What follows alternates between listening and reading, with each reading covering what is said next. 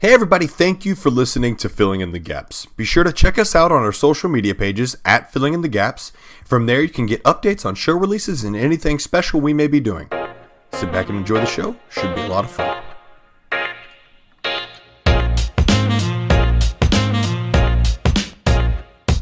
All right. Well, wait. Is this episode 10 or 11? 11. This is 11? 11. We're in heaven. We made it this far. See how far we'll go. Welcome, everybody, to another episode of Filling in the Gaps. I'm Rich, and joined, as always, by the illustrious, the sunburned, and the slightly exhausted Cameron. Cameron, say hello to the fine listeners. Please end this misery. This is a really weird intro to an episode because it's episode 11. It's a weird number. And we've been kind of goofy lately. We've been on cloud 9. A lot's happened in between episodes 10 and 11. For those of you guys who might be new listeners, we recently released our supplement, our adventure supplement for episode 5, was it? Raksasha Horror Picture Show? Was that 6? Or? Yeah, the hostage situation at the circus. Yeah, yep. We released our supplement on our Dungeons and Dragons, and it got a lot of tractions. Seriously, we're just happy you guys liked it so much, and we're like blown away thankful for the input and all of just the positive vibes coming from you guys over on our Dungeons and Dragons. Welcome to the new people who joined the subreddit. There's about 60 of you now. And be on the lookout. We're going to be posting a idea board for our next supplement release, which is from, I believe it was episode 8, The Mean Streets of a Cyber World, where we're kind of going to be building a dungeon together based around a phoenix.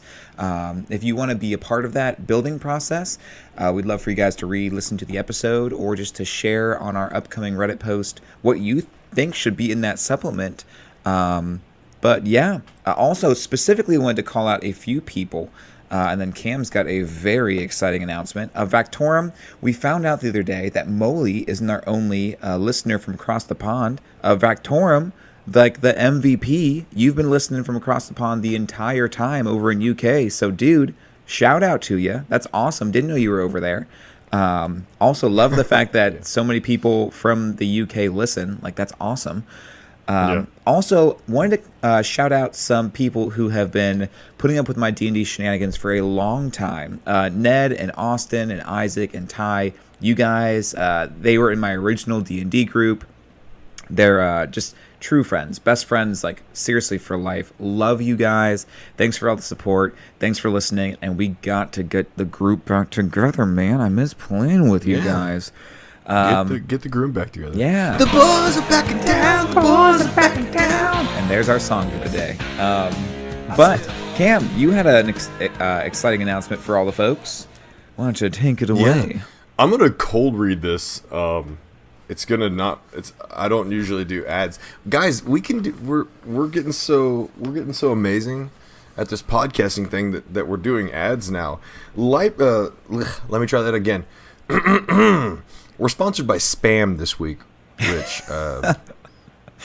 Do you like wet meat? Well, tasty. Let me tell you about Spam. No, actually, it's Libris Arcana. Libris Arcana is a Canadian online marketplace for like RPG books, dice, gaming supplies.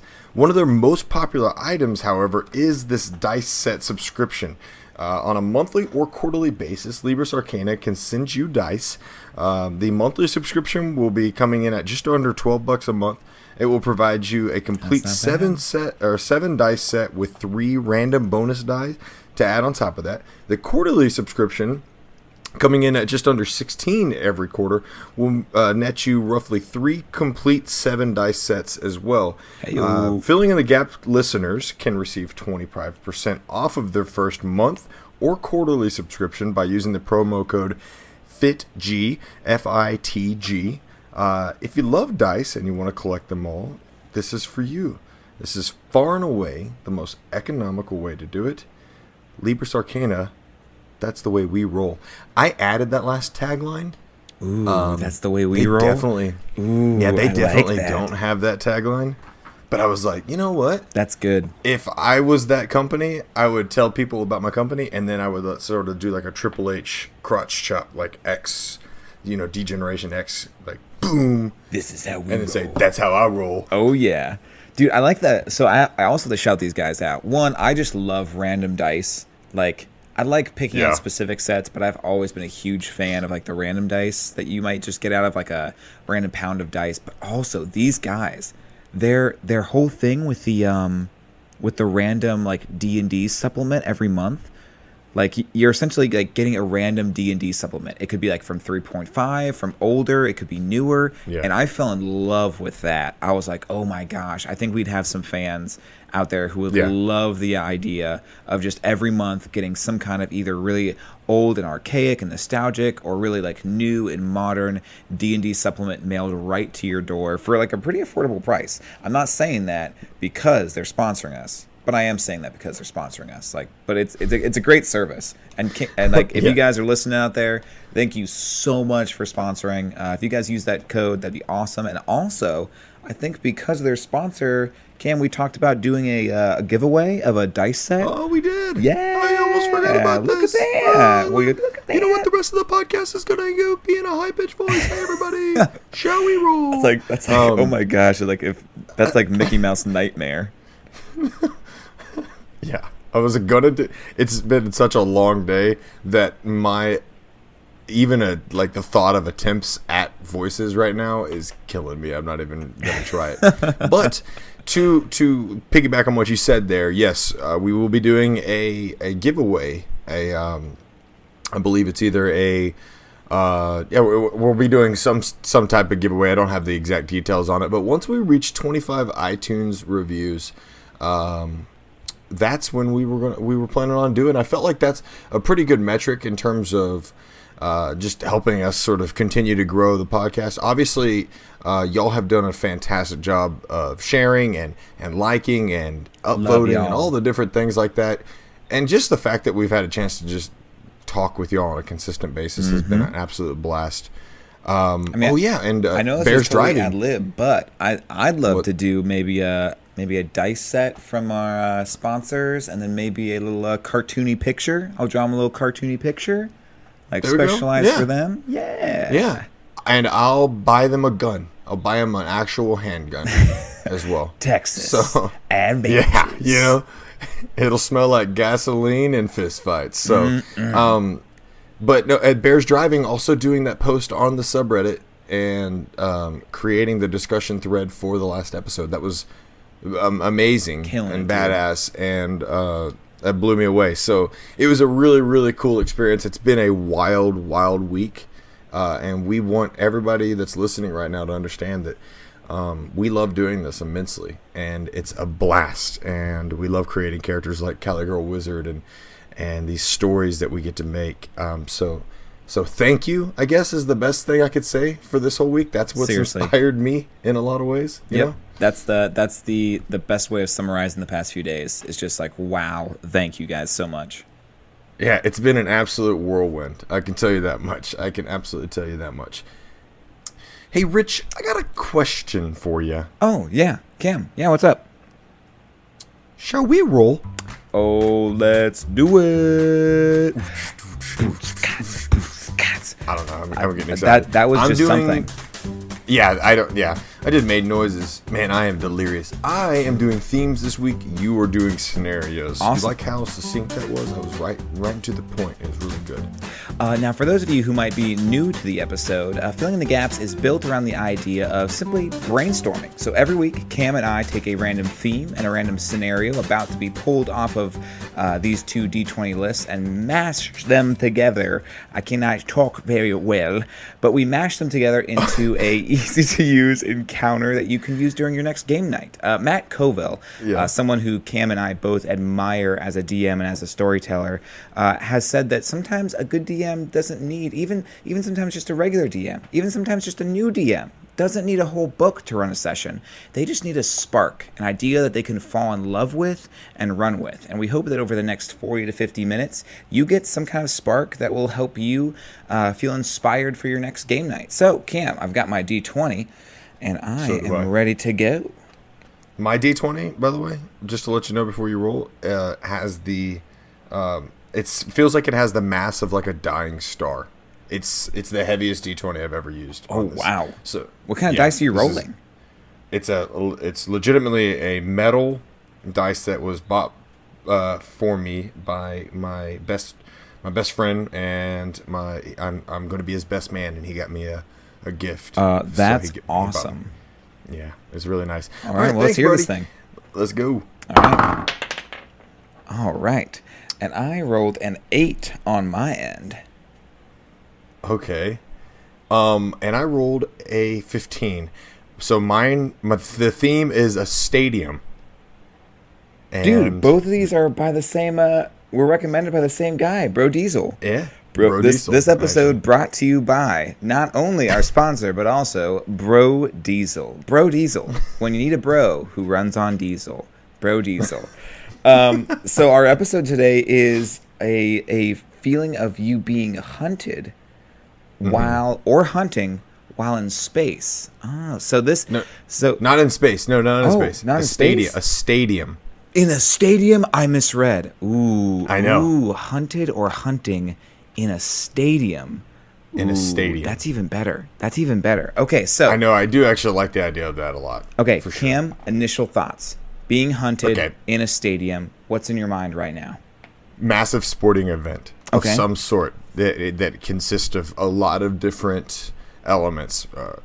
Bunch of people, bunch of different events happening within the stadium. So there's a lot of visibility to the world around you. Does that make sense? Like like it's not a very private ordeal. It's a very public scenario. So with that being said, I view it as like this situation where maybe you are being hunted, but that person has to sort of protect their sort of, I guess, their identity or something like that. Or you could be doing the hunting for the most part. But the biggest thing is the public nature of this event and the amount of people. Unless it was an empty stadium, sort of circa like Hercules, whenever he was doing all those events in the Disney movie. You know what I mean? Oh, but what like about the you, train though? thing? Well, okay, Yeah. so going off of what you were saying about this this kind of like Olympics style event, like there's just vendors and people and crowds everywhere. I do like the idea of this kind of. It feels like have you ever played a Hitman game? Yes. It feels like a Hitman thing to me. Like, okay, your target's going to be here, and now you and your party have to figure out how you're going to make your way through the crowd to the target. And I will say, I've tried to do something similar to that before, a very espionage-based, like sneaking through the crowd type mission. And it took a little bit more preparation than a usual session does for me. That being said, it was awesome once everything started like unraveling, because it did feel like a Hitman episode. It felt like they had to like hide their tracks, and if there's anything that they did that was like aggressive or violent, they had to worry about sound and how much noise it was going to make, where are you going to hide a body, these types of things. And it was fun. It was a complete change of pace from what my players were used to. But they really enjoyed it. Now, my initial thought was kind of like a Hunger Games type thing. So so this Coliseum, in my mind, or the stadium, was kind of very like, I guess best put, just Hunger Games. Like there's some kind of group of people. I sort of like this, actually. It's like the Thunderdome. It's like the Thunderdome. It's literally the Thunderdome. Yep. Yeah. Yep. But with with teams, right? Yeah. Now, and then this could be really. I actually like that way. That's my favorite idea out of them so far. Okay. Is the Thunderdome sort of scenario. Don't get me wrong. The quasi assassination. In a way, sort of thing, where it's like going to find your target, go figure out where they are, what they're doing. I had some ideas running through my head on that. Okay. But I like the idea of this being sort of like a gladiatorial sort of survival in a massive stadium or something like that. That has multiple zones, so you can really mess up or you can really sort of shift up the I guess the foliage. You could really shift up the different types of teams that you're fighting. Yep. As well. Yep. You could have like a team filled with a bunch of wizards, or you could have a team that's specifically built around being, just a bunch of warriors, or maybe there's like a necromancer that's really good at raising them up and stuff like that. And even just like sometimes the event isn't so much just that you're fighting somebody else. Maybe it's like it's you and another team, and you're trying to, gladiator style, your team wants to kill all of their team, but while you two are fighting, there's this immensely powerful monster that's in there with you, and you're like, do we focus on killing this monster together? Do we try to lure this monster into attacking them to kind of help us? Because we don't win by killing the monster, we win by surviving.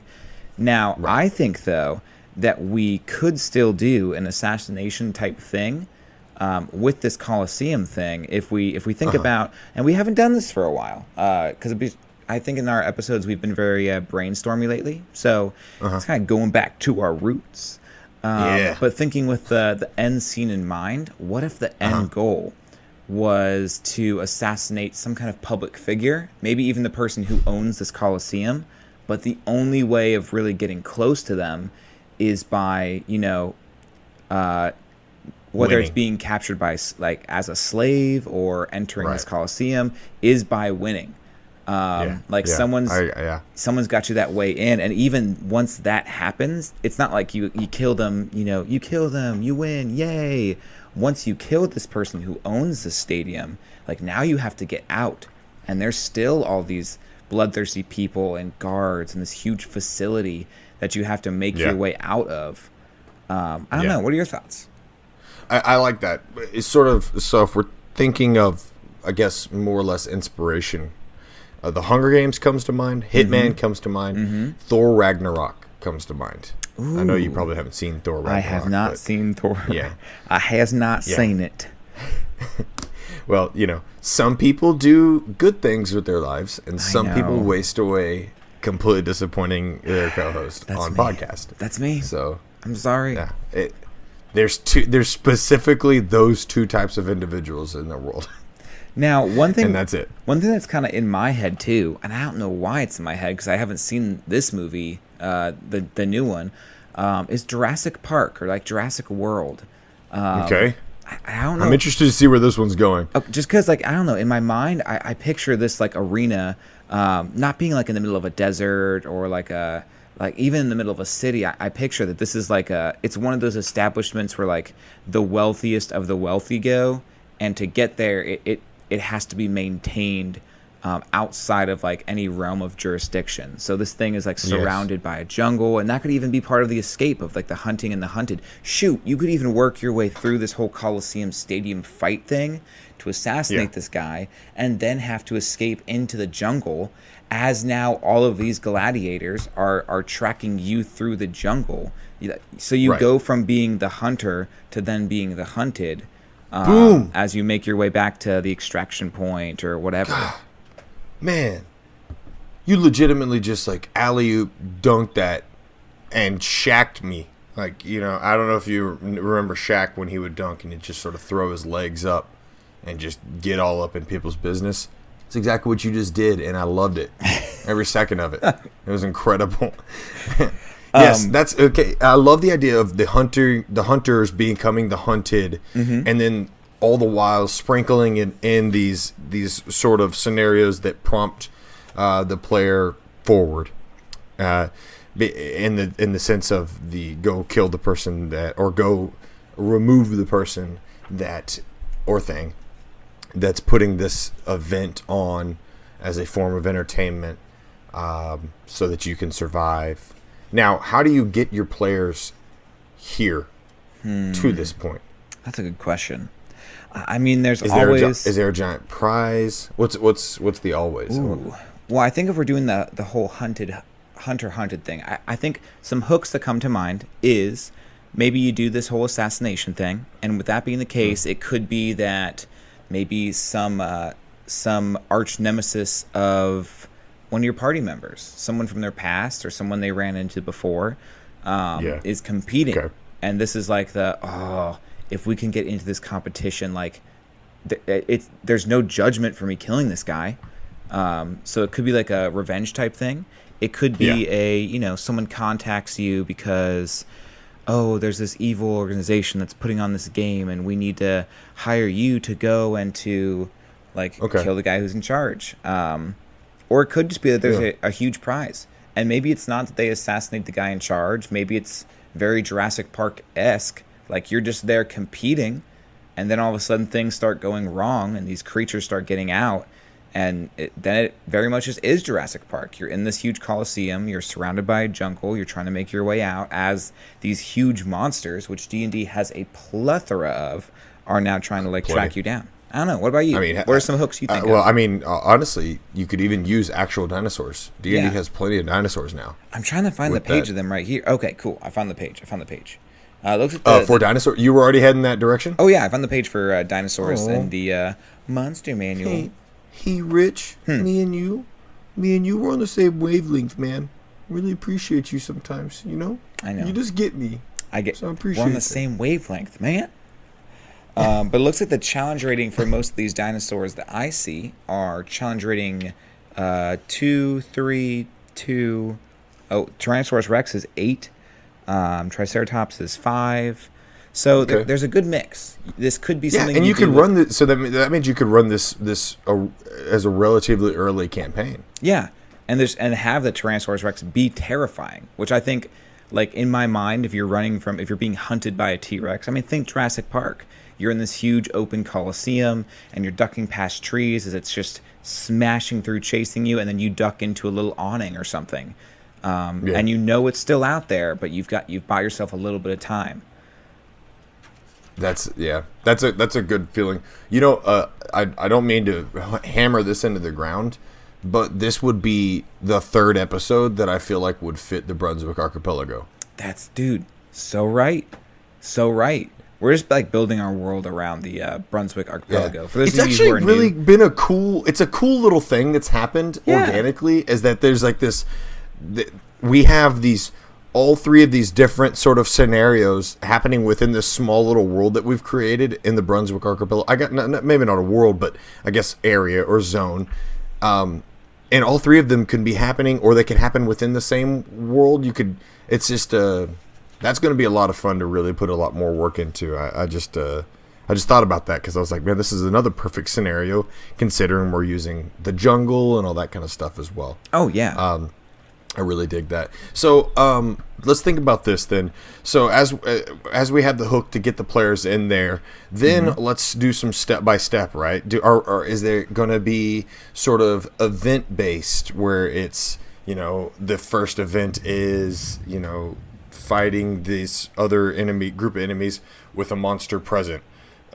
Is the first is it going to be broken up like that, or is it a gauntlet, or how would you say we approach that in that regards? I think if you're doing Coliseum, it could be really fun to have it be event based. I don't know, dude. I'm just on a roll with having weird things pop into my head.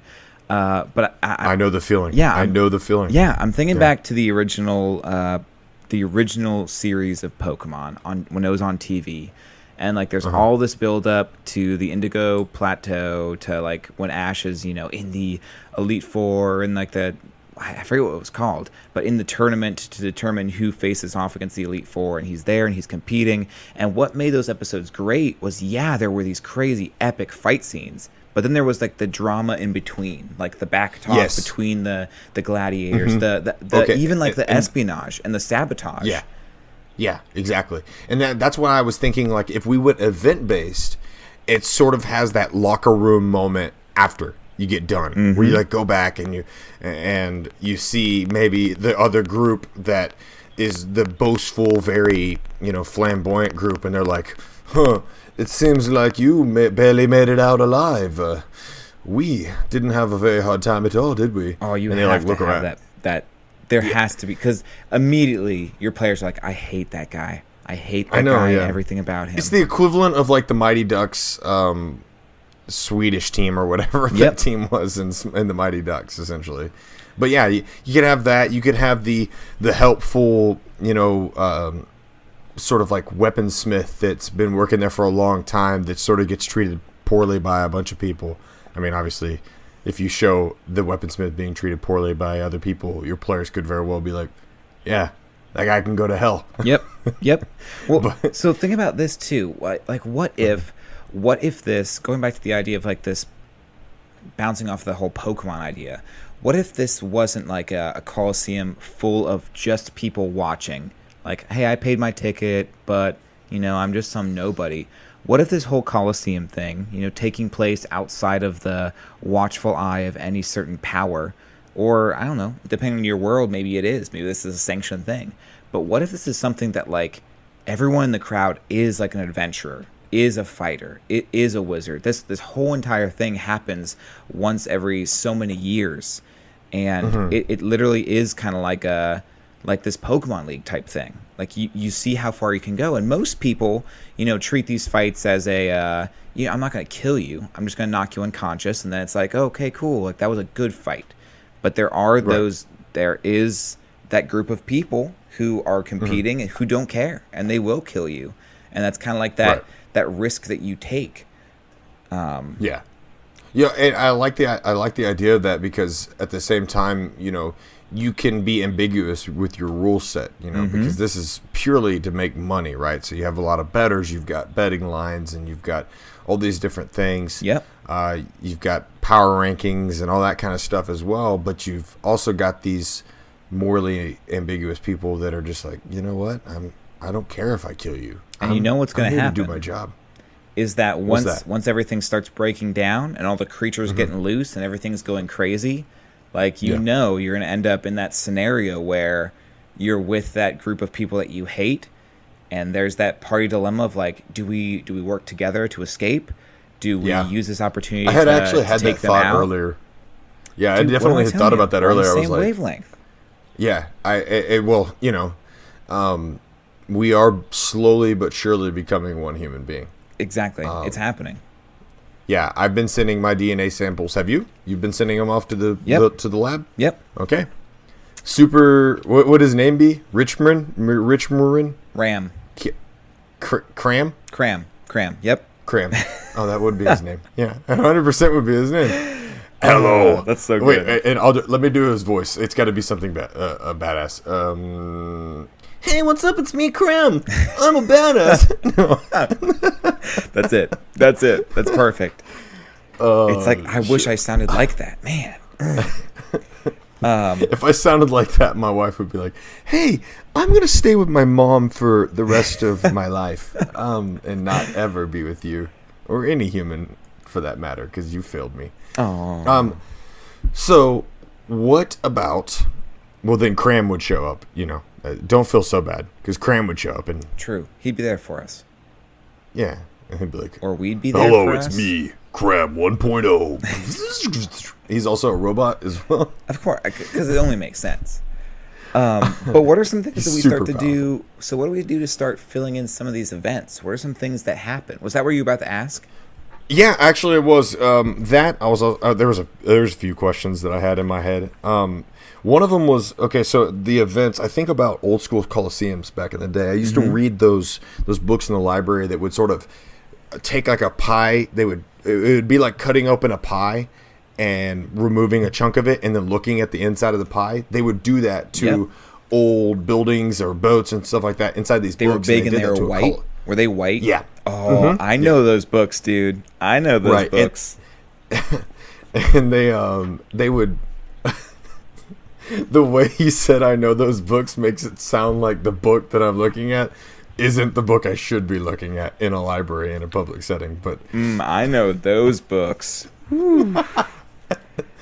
I learned a lot from those books. A lot of history, a lot of science. Anatomy. A lot of anatomy. A lot of anatomy. What are you reading in there? Nothing! It's about the Colosseum, Mom.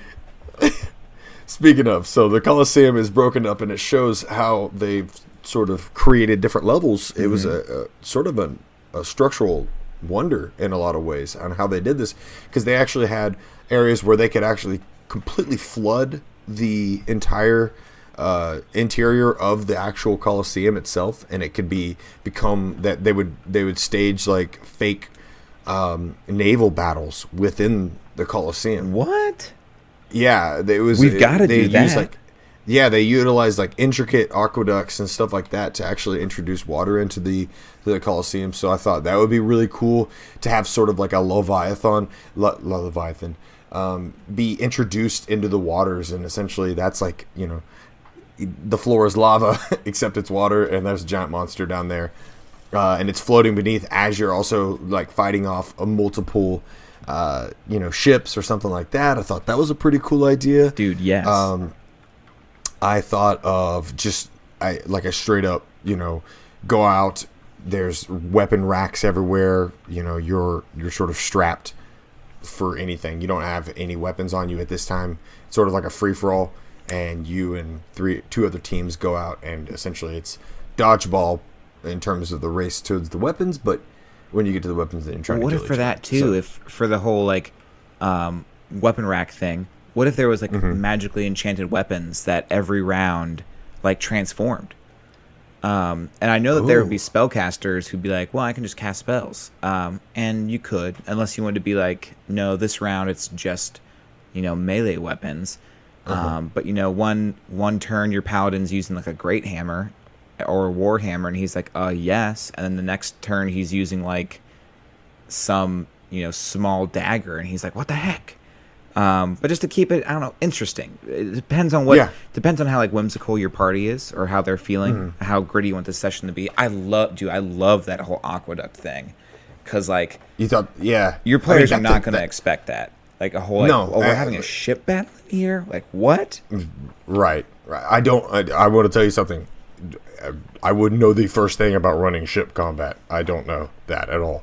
I know there's probably something out there for it. Yeah, there's some stuff in the Dungeon Master's guide, the DMG, about like ship combat, but there would definitely just be a lot of I think some homebrewing that you do with that, and knowing too, at least thinking of every party I've ever run, even if it's different people, there's the guy who's going to want to jump onto another ship, so make that possible. There's the 100%. Archer character or the mage character who's not going to do anything but what they normally do and love it because the target's changed. And then there's the people who will use what you actually have on the boat, the harpoon guns, the cannons, the whatever. And I love the idea of having a creature in there too. Something else I thought that could work for this whole naval idea, or could just work for a combat in general, is I know we talked about like, okay, there's a T-Rex, and it's just out there as everyone else is fighting. Very like, I know we don't talk about Star Wars Episode 1 and 2, but very like, I think it's Star Wars Episode 2. I don't know, man. For some reason, all I'm hearing right now is static. I can't hear any word. That's all I'm hearing. But when they're in the Coliseum on Geonosis, and there's like the droids fighting the Jedi and the clones, but there's also those like animals running around, kind of like that. But what if, you know, for one of the battles, there is just this huge creature, and the winning team is the team who, you know, knocks off its horn, or the team, maybe it's a Cyclops, and they pluck out its eye, and there's like a specific like the team who gets the most like points. I think that's another thing too, is this whole thing has to be based off of like points. Okay. Like. Okay, well then, because you said that, now, I don't know why, but the 90s television show of American Gladiators came into my mind. Yes. And there's some stuff inside of that show. I cannot believe that as a 30-year-old man, I am creating a storytelling RPG, like role-playing game podcast about creating two random scenarios and themes. And then I just mentioned American Gladiators. I'm living the best possible life I could potentially be living as a human being. Living my best life. Bless up. Treat yourself. But they have so you could have like some previous champions that had been introduced to the Coliseum or the stadium before, and those are your gladiators, I guess, of sorts, if you will, and they're protecting these little cones that you essentially place different point value items into, essentially. And so you've got like, I guess a bucket of balls, and each of those balls represents either 1 to 2 points. Better yet, each of the places that you put the ball into represents 1, 2, or 3 points, 3 being the most difficult to get to because it's the most friction between you and that, because there's more gladiators and whatnot. Yeah. And so then you got to get around them and score, all the while trying to defend yourself and not die. Yep. And that's other really cool ways to score some points. What else could there be? I think there was even I'm thinking back to, I didn't read very much of the Drizzt books, like the D&D, books about Drizzt, like the most popular dark elf or drow ever. But I can remember when he was going through like the Underdark Academy for like assassination and stuff like that, there was a competition that was specifically it was built all around stealth, getting the drop on your opponents, planning, trickery, stuff like that. That might be more of like a theater of the mind type encounter, but it is something you could do, is have like this very tight corridor or even like bombed out looking type buildings where you're, sneaking around and trying to, or you and your group is trying to sneak around or set traps. Maybe one of your players looks like he's gotten caught in something and the other's waiting to ambush. Things like that. I like the idea too of going back to what you're saying of past champions. Even if it's just like they just have doppelgangers there, these simple like changeling or doppelganger type things that mimic these heroes to the best of their ability. Maybe that's even one of the arena type things is just that past champions are teamed together into like an all-star team. But then you start seeing that it's like a shitty all-star team. It's like a bunch of doppelgangers, essentially. But you're just like freaking out in the moment, right? Because the pops these guys are getting as they come out to the crowd is off the charts. Yeah. Okay. Now let's talk about. So those are definitely something we could have is absolutely in the supplements. Make more of those and come up with more of them. But in the moment, I think that's good. I feel good about that. Yeah. What about the assassination side of it? What about the hunting part of it, if you will, right? So they're hunting for this person. That's still the backbone of this story. Why are they hunting for him? We've already talked about that, but what starts that process for them to get into that? How do they start sort of making that thing happen? Okay. Well, if they're hunting the guy who's running the organization, it could simply just be that, think of if this is everybody there is an adventurer, like sure, people go and do it, but, think of the adventurers who are getting killed during this. Maybe there's even a conspiracy that he's working with this group of adventurers who are specifically killing people. Like he's part of what they're doing. Maybe it's maybe he's a lich and these people who are getting killed are, his soul sacrifice that keeps him alive. Now you're going through and you're trying to figure out how to shut that down. Maybe it's that there's a villain, or maybe there's a minor big bad who you've been chasing after for some time, and he's he's going to compete in this thing. Maybe he's that jerk who's always killing the other competitors. I think once you kind of figure out who that person is, it's all about that kind of inter-competition drama between getting like closer and closer, or making sure that your names get put to compete together in a certain event, or making sure that you are doing some behind the scenes legwork to sabotage their armor to give them a -1, or sabotaging their weapons. Even just doing research on what's going to be in the Colosseum, so you know what to do. What are you thinking? I can dig that. Well, yeah, I think exploiting their weaknesses, or at least creating weaknesses that they may not be aware of at the time, is a really, really cool thing. But I also think like if you go into it with like say for example using a player's backstory's big bad or something like that, that moment they need to be considered, I guess, the favorites either the favorites or the owner. Like they have to be in a position of power. Yeah. Right? Like is that like they have to be, it has to be an impactful thing, right? Yeah. You can't just have just somebody just get killed and just be like, oh cool. Oh, no big Oh, deal. that guy's dead. Yeah, no, there needs to be a lot of money riding on them. If they were a competitor, if they were the owner of this place, there's already a lot of money riding on them. And because Savior players take that I guess strength away, the money from these bettors, there's a lot of really strong, powerful people when it comes to money that are utilizing this area to make a lot of money. And so they can then turn that to their strength and say, okay, now you become the hunted. That's how we sort of transition into that right there. Is we could use maybe a really bitter, jaded bettor that's like ready to kill him because he's like, look, you just lost me all of my fortune because of this, or something like that.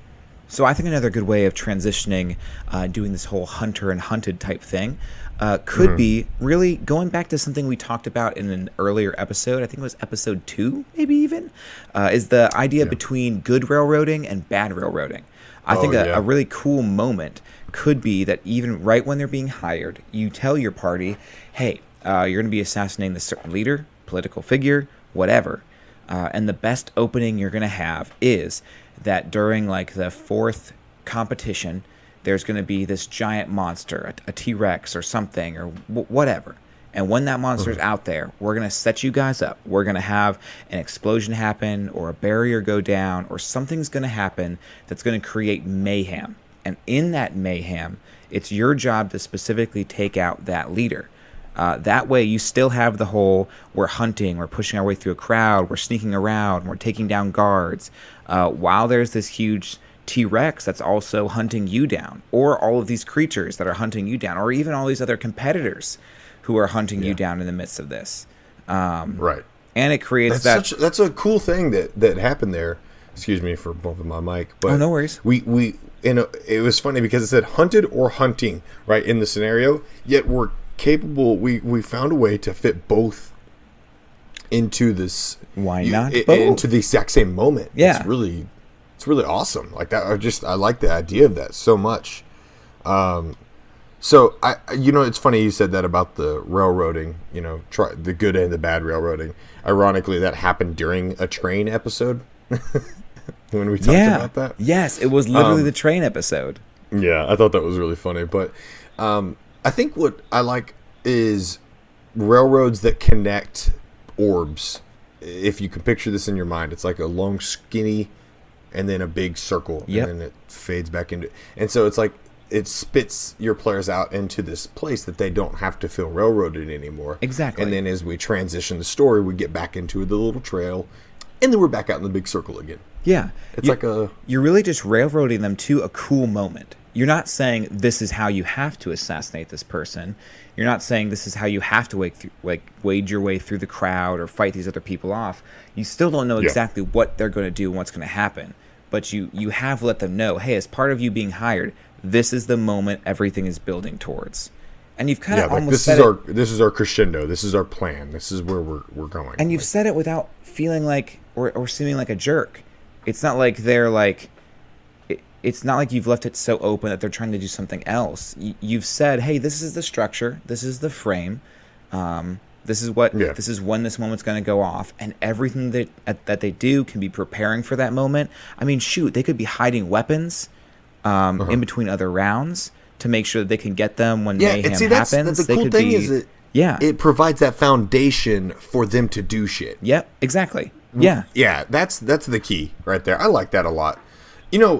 There's a term in sales, like when you're in sales, they say assume the sale. Mm-hmm. I think as DMs, if you can assume, maybe not what the players are going to do, but just assume it. In other words, the way that you were sort of presenting that to the players was, this is our plan. Like, this is what we're going to do because we hired you. Yeah. Like, we've already got part of this taken care of. And so, as the DM, you're assuming the role of just saying, this is going to happen. Like, there's nothing that's going to stop us from doing that. Exactly. Unless you came back into this room and literally killed us all. Like, that's the only way you could legitimately stop this. And so, in a way, that part is railroaded, but the way in which you get there, the net positive or the net negative at which you arrive at that point, is completely up to your It's still all them. Yeah, it's kind of like, Frodo taking the ring to Mordor. They framed the entire story around Frodo's taking the ring to Mordor. But like, he knew that from the get-go. Exactly. But how he got there changed throughout the movie. And I think in the same way, you frame the objective loosely, and then you let them paint the picture. Instead of a lot of DMs who feel like they have a specific picture in mind, and they're like, okay, this is exactly how it's going to happen. Yeah, so I think that could be cool. And like, kind of going back to what we were saying too, with that frame, it really lets them set up every other opportunity. Now it's they're competing, and as they're competing, part of what they're doing is seeing who else is in the booth, how many guards are in that booth.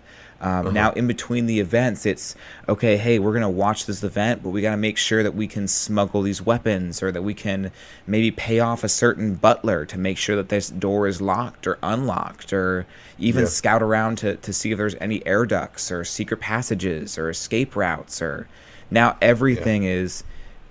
everything is framed around setting up for when that moment happens. And we've talked before about having that like pressure timer in sessions, like that looming, that this is coming, that thing pushing your players forward. And I think this is our healthy version of that, is you guys have until the third or the fourth main event. And during that time, that's when it's triggering. Instead of it being some like, well, eventually you might get the opportunity. Yeah. You know what I fear about this mission, or this whole thing, though, is how the mission sort of finishes. Yeah. Because part of me feels like this would peter out, right? You've assassinated the person that you needed to, and the monsters have been released, and you get your payment, and I feel like that's anticlimactic. You know what I mean? In a lot of ways, maybe because like. Part of me thinks that like there needs to be repercussions for this, essentially, like letting out a bunch of dinosaurs or letting out a bunch of monsters on a town. Like, that's not a very morally good thing to do. In some ways, it's causing the distraction and everything. But there should be, is there another group that's introduced that, like, for example, Trap, that organization that I created in the Brunswick Archipelago. Yeah. They show up and they say like, hey, we're the guys that are essentially trying to make sure to. Well, actually, hold on one second. Let me look up Trap. Trap is a ragtag bunch that came for the island but stayed for the adventure, with their only leader being the almighty Coin. They are known as the most trustworthy of comrades, but you'll never find anyone more talented in the art of trapping exotic creatures. There's the transition. Yep. Okay. All righty. What do you think about that, though? Well, going back to us talking about this could be a cool, starter session, or a side quest, or just you wanted to make some new characters and try something out. I think it could be cool if this is a episode for lower level parties, mid level party. This competition in and of itself is hard, but like you said, releasing all these creatures, maybe that's the tie into the next little side quest is, hey, this creature got out, and now we have to go hunt it. Or this, whether it's a T-Rex, a displacer beast, a mimic, whatever it is, you now get to chase these other creatures down. It could be for sessions and for parties and for adventuring groups that are really combat driven, and very much like, I took this combat off the bounty board, what's our combat for today? Not really into RP. This could be a fun session for them, because afterwards it's now every creature in that Coliseum now has to be hunted down and killed. Boom. Easy. Fun. Yeah, it's Monster Hunter. It's so funny. It is. It's legitimately what you could transition into episode 3. Yeah, easily. Just a green dragon got out. Boom. And the green dragon, the blighted green dragon got out, or something like that. That's a lot of fun.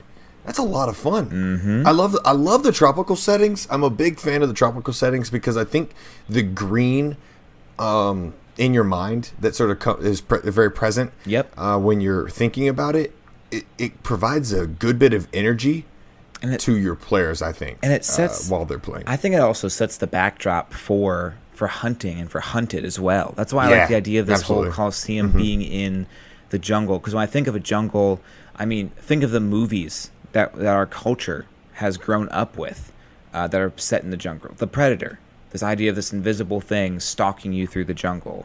Kill me. Get to the chopper. But even movies like The Jungle Book, the idea of Mowgli and those those bright yellow tiger eyes peering at him through the jungle. Even the idea of just watching nature documentaries and seeing how they gear it to the hunt.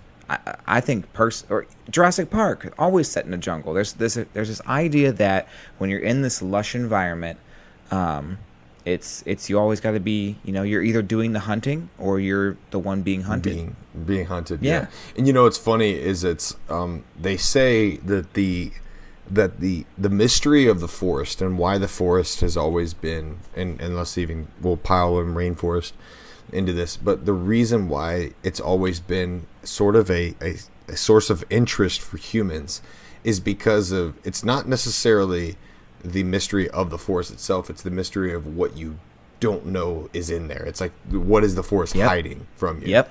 And so is it weaker than me? Is it stronger than me?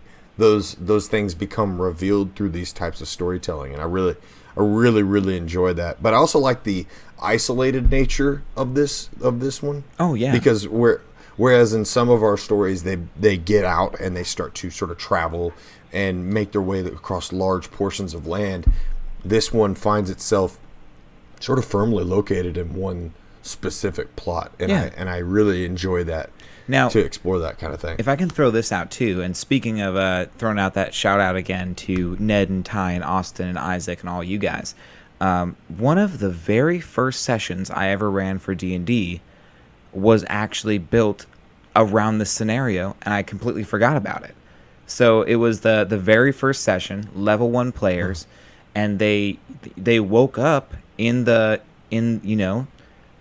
mud pit, looking up at a metal grate with sunlight pouring in through it as they were down in the mud pits of this arena. They'd been, whatever their backgrounds were before, they were now prisoners, slaves, in this fighting pit run by this, Dread Baron. Yeah. And it was their job, and there was whispers in the pits of, hey, we're gonna escape. This is what's gonna happen. There's that framing of, when this happens, we're gonna get out.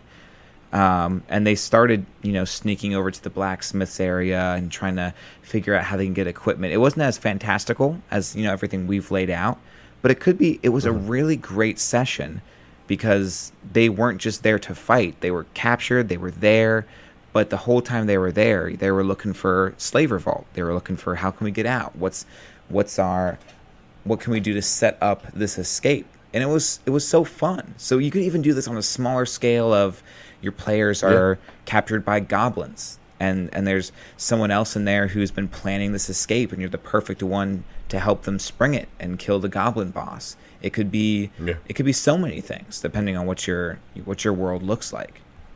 Yeah, I mean, and stadium doesn't have to be massive. It could be small. It could be like small. You were saying. It could be. Yeah, I mean, I think of.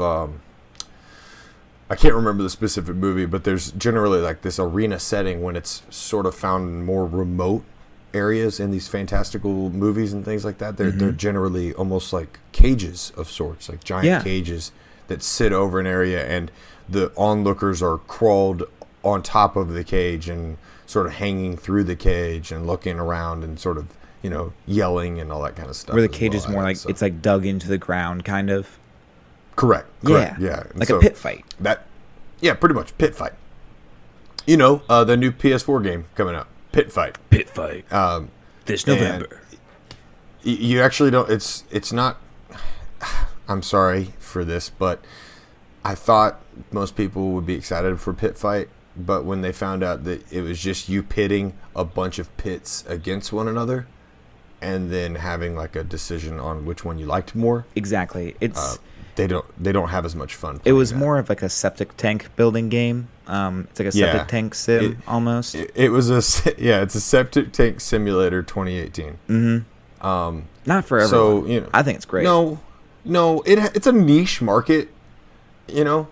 Like a really, really, really niche super market. Defined. Yeah. It's honestly a pretty shitty idea. Let's just be real. Oh, pun intended. Yeah, no, I'm going to go and kill myself. I'll be right back. With that being said, it's my turn this week. For our outro? I'm scared. For the synopsis, yes. Oh, okay. All right. I've literally got some popcorn sitting here in front of me. Like, actually, I'm looking at it. So I'm buckled in. Don't you touch that. Take us away. Don't you touch that popcorn. Okay. The rustling of the crowd, you hear them outside. They start chanting a name. Gog! Gog! Gog! Gog! And you hear a loud eruption of cheers as you peer through the gates and you see a massive figure walk out with swords and adorned in gold and armor and just giant helmets and spikes coming off of shoulders and things like that. And then you hear a slow rumbling, like almost like a growl of sorts, come from behind another portion of the arena, and the crowd sort of goes silent as you hear each clink of the gate open. Then you hear it, and you see it. The roar of a Tyrannosaurus Rex. As this figure that you had just seen has now become dwarfed by the size of this monstrous being, he looks to his right and notices the Tyrannosaurus Rex lounging at him. And he gets off the couch and he runs over at him and he just takes a big old chomp. Just a big old get over here. Come here, buddy. I'm gonna eat you. Hey, it's me, Southern Fried let me try this again. Southern Fried T-Rex. What's up? Hey, you know what I like to do? Eat people, because I'm a big giant T-Rex. How's it going? Just give him a little so yeah, that's my synopsis. Yeah, what I was essentially going for was the T-Rex comes over and kills the guy, and it's like, oh wow, that really strong guy that looked really menacing is now dead, and it's a T-Rex, and that would have sort of implied to my player characters. I think it's perfect. The exact way it ended. I do too. I mean, yeah. Don't get me wrong. No, look, any chance that our listeners get to hear this, hey, it's me, Cameron. This is my sex voice. Ooh. No, Ooh. Any chance that y'all get to hear that, it's a good thing for them. Yeah. They should be proud that they're a part of this. Yeah.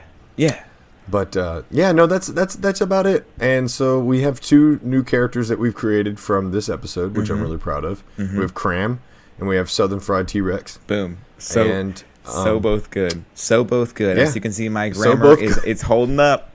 We're doing it, guys. We're doing it. We're podcasting. It's 2:00 in the morning, so it is. It's actually almost 3:00. It's almost 3:00 in the morning for you, right? Oh God, yes.